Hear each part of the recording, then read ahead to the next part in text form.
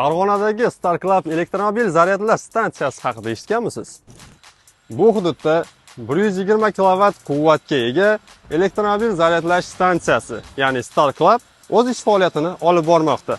1 kW uchun zaryadlash narxi 2000 so'mni tashkil etsa, bu narx aksiya vaqtida 1500 so'mga tushib qoladi. Zaryadlash stansiyasidan foydalanish uchun Bion ilovasini yuklab oling. Endi esa siz bilan lokatsiyani batafsil ko'rib chiqamiz. Bu yerni tanib olishingiz juda ham oson. Bir tomonimizda Aziya mehmonxonasi, yana bir tomonimizda KFC. Bizning stansiya esa mana shu yerdagi 12 qavatli Novostroykaning orqasida joylashgan. Hozir siz bilan birga boramiz.